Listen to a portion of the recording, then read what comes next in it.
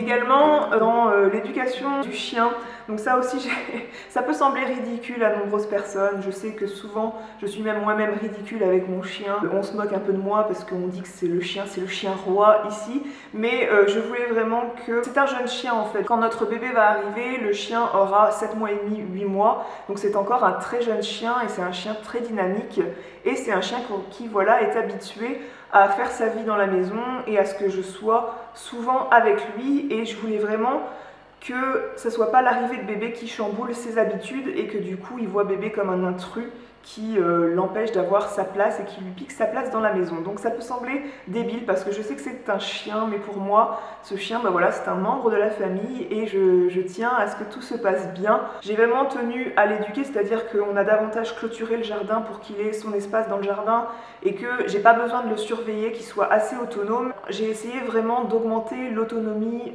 du chien pour qu'il soit habitué à ce que je sois pas tout le temps avec lui, parce que sachez que c'est un chien très très collant en fait. Suffit que je me mette en train de repasser là devant la télé, et bien il va venir s'allonger sur mes pieds. Si on se met dans la cuisine en train de cuisiner, voilà, il va être allongé vraiment derrière. Il faut faire attention à ne pas se casser la figure en se retournant parce que il est vraiment pot de colle ce chien, et je voulais qu'il gagne en autonomie, qu'il s'habitue voilà, à faire sa vie un petit peu dehors dans son coin jardin, qui s'habitue également à ne pas avoir le droit à rentrer dans la chambre de bébé. Donc voilà, il a accès à toute cette grande pièce, à la cuisine, mais il n'a pas accès aux chambres de la maison ou au bureau. Et je voulais vraiment que ça ne soit pas le bébé qui soit l'effet déclencheur de ça, qui le prive d'entrer dans ces pièces-là. Donc il n'a pas le droit de rentrer dans la chambre de bébé et il le sait. Alors c'est marrant parce que quand moi je suis dedans, je laisse la porte ouverte et il se couche devant, et puis il y a seulement ses deux pattes qui rentrent dans la chambre de bébé, donc c'est assez marrant. On essaye aussi de l'éduquer à ne pas sauter brutalement sur les gens parce que c'est un chien qui va bientôt arriver à 30 kg. Quand on reçoit du monde, ça ne plaît pas à tout le monde que le chien saute sur les gens, et que voilà, moi-même quand je vais tenir bébé, j'ai pas envie qu'il me saute brutalement dessus pour jouer. Et on essaye de lui apprendre les bonnes manières et que ce soit pas bébé l'élément déclencheur de cet apprentissage, pour pas qu'il voit le bébé comme un intrus tout simplement. J'ai aussi une amie qui m'a conseillé ce que son vétérinaire lui avait conseillé, et je pense que je le ferai, c'est-à-dire que les 2 premiers bodys que bébé va porter à la maternité, qu'il portera sûrement qu'une fois parce que vu le poids qu'il prévoit, il va pas sûrement longtemps porter les bodys en taille naissance. Le vétérinaire lui avait conseillé de rapporter, que le papa rapporte le body à la maison et le fasse sentir au chien et lui laisse ce body qui sent l'odeur du bébé, et que du coup il s'approprie un peu cette nouvelle odeur dans son foyer. C'est un golden retriever, donc c'est des chiens qui sont très très famille. Voilà, je me fais pas plus de soucis que ça, je suis sûre qu'il sera très doux et très affectueux avec l'enfant et que voilà, je me fais pas beaucoup de soucis. J'ai rendez-vous par exemple chez le vétérinaire demain matin parce que voilà, on a pris soin de lui pour lui mettre un produit anti-tic, les colliers anti-puces, vermifugés, etc. Mais j'ai pas fait les visites pédiatriques qui devaient être faites, donc là il n'est pas encore trop tard, mais s'il y a des vaccins à faire, et je tiens à le faire pour le chien déjà parce que j'aurai sûrement pas le temps de l'emmener chez le véto. Quand le bébé sera là, je serai moins disponible. Donc là, demain j'ai rendez-vous pour l'emmener chez le vétérinaire, et s'il y a des vaccins à faire, il les fera. Et également, on a constitué avec mon amoureux une liste de naissance. Donc j'étais pas du tout pour ce concept de liste de naissance, mais finalement je trouve ça très bien. Donc il s'agit en fait de prendre rendez-vous avec le magasin, et tout ce qui va être acheté dans cette liste de naissance, ça va donner 10% aux parents en bon d'achat. Et surtout, ça permet déjà aux amis d'acheter quelque chose qui plaît aux parents et pas de faire, enfin aux amis et à la famille, et pas faire des cadeaux improvisés qui peuvent ne pas plaire. Et surtout, ça permet donc du coup de rester par exemple dans le thème de la chambre. Et vraiment, moi j'avais peur un petit peu d'imposer des prix à la famille et aux amis. Mais bon, après, la famille et les amis sont libres de ne pas aller dans le magasin où nous avons fait la liste de naissance. Toujours est-il que ça va vraiment de 10 à 150 €. Bien sûr, il y a un très joli parc à acheter, mais on peut très bien sélectionner une sortie de bain ou un ensemble de couverts et de fourchettes et de petites assiettes pour bébé. Et j'ai vraiment adoré le concept aussi d'un point de vue où tout le monde peut accéder à cette liste de naissance sur le site internet et peut mettre ce qu'ils veulent. C'est-à-dire que les amis et la famille ne sont pas obligés d'acheter quelque chose sur la liste, ils peuvent simplement choisir de cotiser pour 15 €, 20 €, 30 €. et ensuite nous on peut payer le reste pour que ça débloque un produit par exemple. Donc finalement moi j'ai adoré le concept et en plus pour les parents c'est très agréable à faire, à aller sélectionner les différentes choses dans le magasin. J'ai pas encore choisi sur quel site je faisais les faire-part de naissance, d'ailleurs je vous ai invité à me conseiller sur Facebook. Si vous ne me suivez pas encore sur Facebook, vous avez le lien de ma page en barre d'infos, donc je vous invite à me conseiller de ce point de vue là. Autre article que j'ai fait également sur mon blog, c'est comme je vous disais l'article qui dit ce que j'emmène à la maternité pour moi et pour le bébé. Et vous avez pu voir dans cet article ce joli sac allongé. Alors moi j'étais un peu une traumatisée du sac allongé, c'est-à-dire que j'avais pas envie parce que on devient maman d'avoir un sac allongé qui fait sac de sport. Et donc j'ai trouvé que ce sac là était un très bon compromis. Après bien sûr il m'a coûté 130 €, donc il était sur ma liste de naissance. Il y a deux poignées comme ça en cuir, deux anses, mais il y a aussi la grande anse pour le porter un peu plus bas sur l'épaule. J'ai vraiment adoré parce qu'il est noir, il est sobre et surtout il a une très jolie couleur menthe à l'intérieur, comme ceci. Donc voilà, je l'ai trouvé vraiment superbe. Je trouve que ça reste quand même bien mieux organisé qu'un sac Longchamp par exemple pour organiser les affaires de bébé. Et il y a bien sûr le tapis allongé avec l'intérieur menthe dedans. Il y a un petit sac isotherme pour le biberon. Je vous le montre de plus près parce que dans l'article, je ne suis pas sûre de pouvoir vous le montrer de près. Il y a même voilà, une pochette où il y a le trou pour faire... c'est une pochette où on peut mettre les lingettes. Et il y a le trou pour pouvoir tirer les lingettes. Sur le côté, le sac fait également sac isotherme pour mettre un goûter plus tard.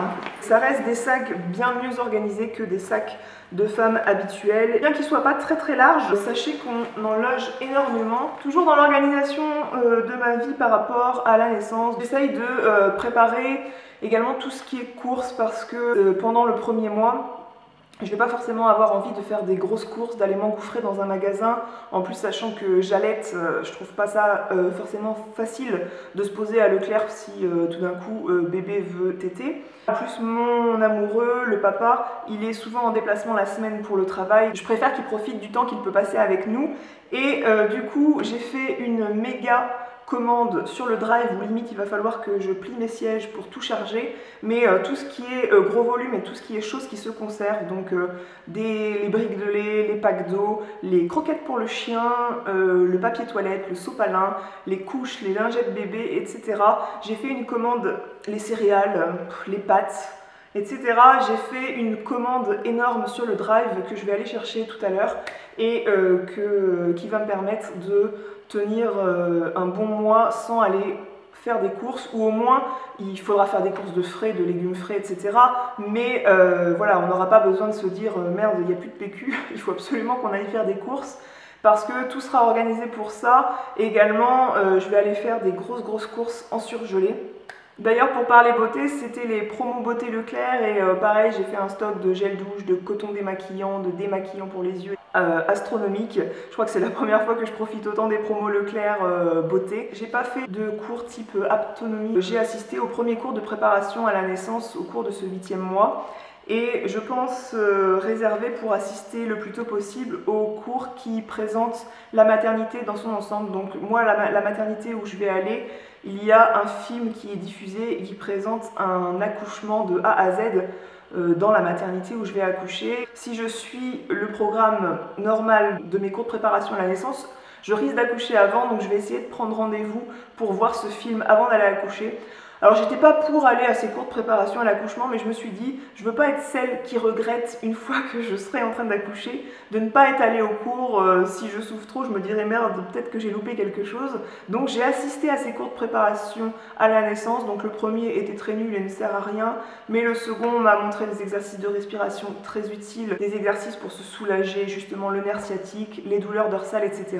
Et également, je me suis acheté des livres qui concernent la maternité. Alors ce livre, c'est un roman, c'est un livre différent, c'est ma mère qui me l'a offert, c'est un livre de René Friedman qui s'appelle Lettre à une mère, donc c'est un livre qui n'est pas informatif.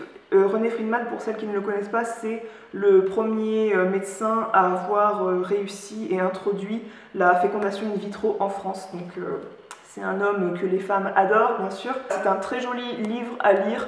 C'est une très belle lettre pleine d'amour aux futures mamans et aux mamans. Comme je souhaite allaiter, bien sûr, je me pose plein de questions. Pour répondre à ces questions, j'ai acheté le guide de l'allaitement en 150 questions. C'est un livre de Muriel Igmourassen, c'est une blogueuse à succès au sujet de la maternité, etc. Elle était d'abord infirmière puéricultrice. Et ce livre, il répond vraiment de façon synthétique à plein de questions qu'on se pose toutes pour ce qui est d'avant l'allaitement, pendant l'allaitement et le soin des seins après l'allaitement et tout. Moi, ça a vraiment répondu à plein de questions. Enfin, je ne l'ai pas encore fini, mais ça ne saurait tarder. Moi-même, je ne juge pas les personnes qui n'ont pas choisi d'allaiter. Moi, voilà, dans ma culture, et je trouve que c'est un très beau lien à avoir avec l'enfant. Je dis pas que je veux le faire jusqu'à ses 2 ans, non, moi je voudrais allaiter pendant 1 à 3 mois. Là, je juge pas les femmes qui le font pas, moi c'est très important, je trouve que c'est meilleur pour l'enfant. Le livre, tout comme moi, ne juge pas les femmes qui ne le font pas ou les femmes qui ne réussissent pas à allaiter. C'est un très bon livre, très synthétique et aussi très compact parce que les autres livres que je vais vous montrer sont un peu plus volumineux et celui-ci vous pouvez le lire plus facilement dans votre lit que les 2 autres que je vais vous montrer. Il y a ce livre qui est très beau, c'est le grand guide de la future maman aux éditions Marabout. Donc semaine après semaine, Marie-Claude Delahaye, qui est l'auteure du livre, vous explique les changements qui ont lieu dans votre corps. Donc à chaque trimestre, vous changez de couleur de page. Ça vous explique vraiment tous les changements qui se font au niveau de votre corps et lors de la grossesse et également au niveau de bébé. Il y a des petits rappels to-do list, c'est-à-dire au mois numéro 4 à la semaine 17. On vous dit, si vous êtes inscrite à un cours de préparation à l'accouchement, vous aurez probablement un entretien d'information ce mois-ci, sinon inscrivez-vous vite.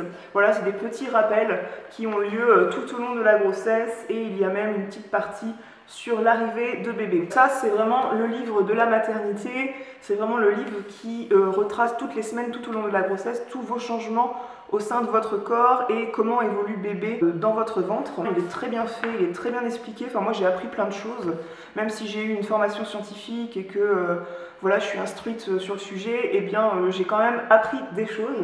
Vous avez ce livre qui est le grand livre de la maternité aux éditions Hachette. C'est Attendre un bébé, donner naissance, accompagner le développement de son enfant. Donc celui-ci, à la différence de l'autre, eh bien c'est plus sur l'arrivée de l'enfant que sur la maternité. Donc il y a une petite partie sur les 3 trimestres de la grossesse, mais ça passe très vite. Donc moi, c'est ce que je recherchais à l'arrivée de l'enfant, comment accueillir l'enfant, comment lui donner de saines habitudes alimentaires. Il a 1 an aujourd'hui, comment ça se passe, les premières chaussures, quand sevrer votre bébé, le tenir bien assis, les secrets d'un sommeil profond. Et ce livre, il est magnifique. Quand j'ai acheté ces livres, mon amoureux s'était un peu moqué de moi. Je pense à la fin du 7e mois de grossesse, j'ai acheté ces livres justement parce que quand je vous ai fait mon dernier vlog, je les avais pas encore achetés et j'étais pas du tout du style à acheter des livres sur la maternité à cette période-là. Et il se trouve que voilà, au fil du temps, ça commence à nous intéresser. Mais par contre, je suis quelqu'un qui aime les très beaux livres en fait. Je vais adorer feuilleter des belles encyclopédies, j'adore lire des romans, etc. Donc voilà, ce livre, il m'a vraiment plu. Je ne sais pas si vous verrez bien. Il est vraiment magnifique. Il est beaucoup plus imagé, il est beaucoup plus fait avec des bulles de texte que l'autre. L'allaitement artificiel, de quoi avez-vous besoin? Donc c'est très bien illustré avec des grosses bulles, très mémotechniques de façon visuelle en fait. Ou pendant la grossesse aussi, on vous montre par exemple en image, là on vous montre l'évolution de la taille de bébé où on vous dit qu'à 8 semaines c'est la taille d'une noisette et qu'entre 38 et 40 semaines c'est plutôt la taille d'une pastèque. Donc c'est vraiment un livre qui est magnifique à feuilleter. Il y a des très belles images, voilà, de petits pieds de bébé. J'ai appris plein de choses. En fait, il y a tous les thèmes de façon très synthétique. C'est ce qui est appréciable dans ce bouquin. Ça rentre pas dans le vif du sujet de l'allaitement en 150 questions comme celui-là, mais vous avez 2 ou 3 pages sur l'allaitement qui vont être très synthétiques avec des petites bulles mémotechniques très intéressantes. Voilà, je crois vous avoir tout dit ce que j'avais envie de dire en tout cas sur ce 7e et ce 8e mois de grossesse. Je vais vous laisser et je vous invite à poster des commentaires et des questions si vous en avez sous l'article du blog, à vous-même partager vos lectures, vos sites de réalisation de faire part de naissance, ça pourrait m'aider, sur les soins également que vous utilisez pour prévenir des vergetures ou que vous avez utilisé quand vous étiez enceinte. Je vous invite à partager tout ça et à me mettre vos commentaires sous l'article du blog correspondant. Et sur ce, je vous dis à très bientôt, je vous souhaite une très belle journée et je vous fais des gros bisous. Ciao!